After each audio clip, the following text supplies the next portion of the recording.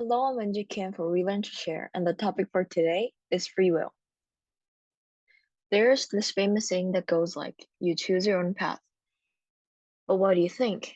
Do you think your actions and thoughts are independent, or are they just a simple result of another action?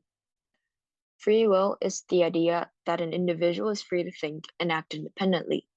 And by independently, it means that the thoughts and actions should not be affected by any other past actions or other conditions. This is what libertarianism talks about. What makes libertarianism free will distinctive is that it is defined through a principle called the principle of alternate possibilities. Let's say that you walked into a restaurant and you're looking at the menu to choose your dinner. According to this principle of alternate possibilities, if the menu only has one dish and you don't have any alternatives, then you choosing that one and only dish available would not have been done through free will. But if there were multiple choices and multiple menus, but you chose to eat the single dish, then that choice would have been done by free will. So, this principle of alternate possibilities simply mean that an action or thought is done by free will only if that individual had different alternatives. Looking at this theory of free will, it sounds right, doesn't it?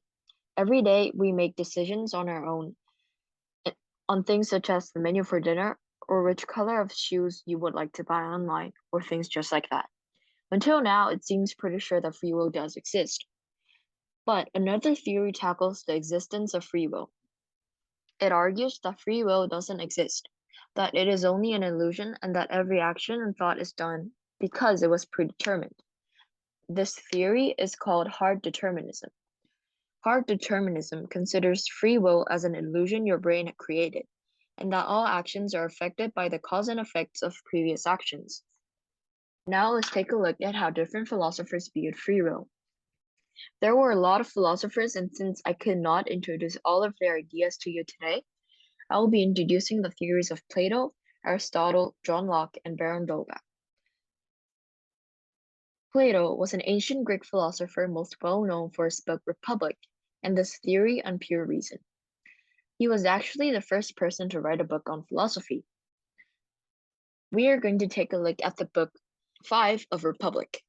He explains that a wise person desires one's inner justice, which is a condition where one's reason acts as a guide, the spirit and nature acts as the ally of reason, and the passion as subjugated to the determinations of reason. This simply means that where one's reason, spirit, and nature and passion works properly. And once an individual has mastered oneself, and when one achieves inner justice, only then can that individual express free will.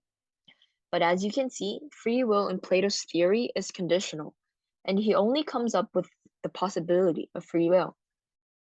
The next philosopher is Aristotle. He was also an ancient Greek philosopher, and he was also a student of Plato.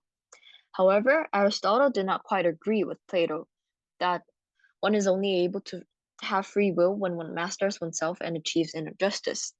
Aristotle, although he did not have a clear view on free will as well, he believed that free will, or the power to act independently, was something that is inside an individual.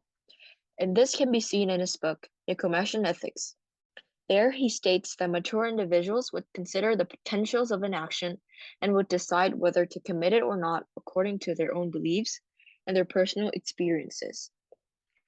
And through this process, individuals would develop a consistency in making their decisions, whether they're consistently well or consistently poor in making their decisions. And from here, Aristotle explained their own character is developed. The next philosopher. For those who have seen my first video, you guys will be familiar with the third philosopher, John Locke. He was an English philosopher in the 17th century. Locke brought up an analogy for us to think about. It is called the locked room. And let me explain this to you. An individual is locked in a room without him knowing it. And in that situation, he believes that he has free will and he can leave the room anytime, but that he's just freely choosing to stay in the room. We know that he doesn't have any alternatives such as leaving the room, but the fact that he's ignorant of that information makes him think that he has the free will to choose.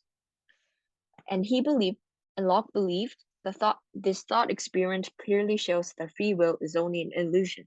Just like this man in the thought experiment, that we are only in an illusion of free will because we are ignorant of the universal causation. The last philosopher is Baron d'Holbach. Baron d'Holbach was a French philosopher in the 18th century.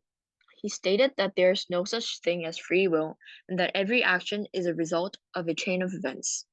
He believed that every action we take is the result of a certain cause and that it is a part of the physical world that follows a certain law. His theories is also called as reductionism, which argues that every action, a phenomenon, and every part of the world of us can be reduced back to a single point. Before I studied this topic, I was pretty sure that we all had free will on our thoughts and actions.